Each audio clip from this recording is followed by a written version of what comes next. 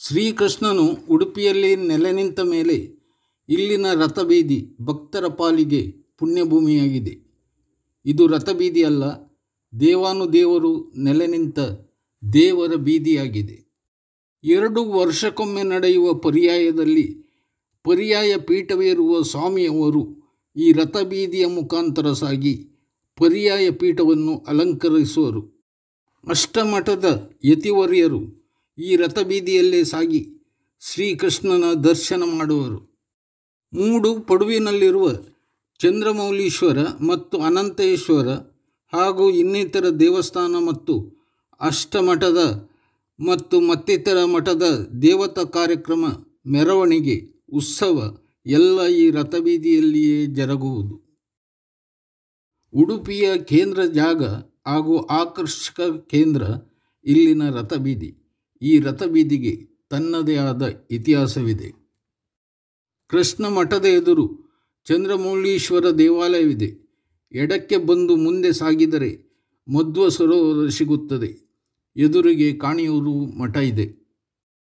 ಪೂರ್ವ ಪಶ್ಚಿಮವಾಗಿರುವ ರಥಬೀದಿಯ ಮುಂದುವರಿದ ಭಾಗವು ಈಗ ತುಂಬ ವಿಶಾಲವಾಗಿದ್ದು ಸುಂದರವಾದ ನೋಟವನ್ನು ಹೊಂದಿದೆ. ರಥೋತ್ಸವಕ್ಕೆ ಸಂಬಂಧಪಟ್ಟ ಎಲ್ಲ ಮುಖ್ಯ ಕಾರ್ಯಕ್ರಮ ಮತ್ತು ಸುಂದರ ನೋಟ ಪ್ರೇಕ್ಷಕರಿಗೆ ಇಲ್ಲಿ ಸಿಗುತ್ತದೆ.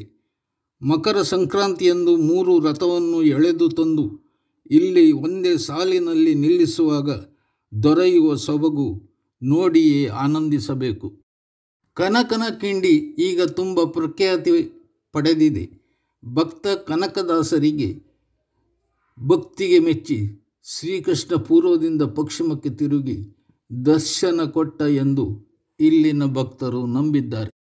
ಇನ್ನೊಂದು ಅಭಿಪ್ರಾಯದಂತೆ ಕ್ರಿಸ್ತಶಕ 1823, 1841, 1845, 1856 ಅದಲ್ಲದೆ ಅನೇಕ ಬಾರಿ ಇಲ್ಲಿ ಭೂಕಂಪ ನಡೆದಿದ್ದು ಆ ಸಮಯದಲ್ಲಿ ಕೃಷ್ಣ ದೇವಸ್ಥಾನದ ಗೋಡೆ ಬಿರುಕು ಬಿಟ್ಟಿರಬೇಕು.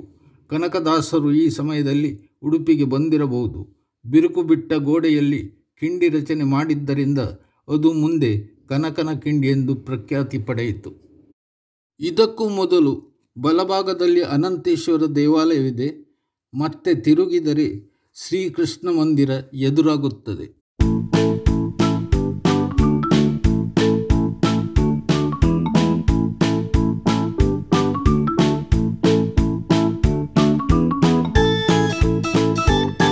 ಇಲ್ಲಿಂದ ಮುಂದೆ ಪೂರ್ವಾಭಿಮುಖವಾಗಿ ನಡೆದರೆ ರಾಘವೇಂದ್ರ ಸ್ವಾಮಿ ಮಠ, ಕೃಷ್ಣಾಪುರ ಮತ್ತು ಶಿರೂರು ಮಠ ಸಿಗುತ್ತದೆ.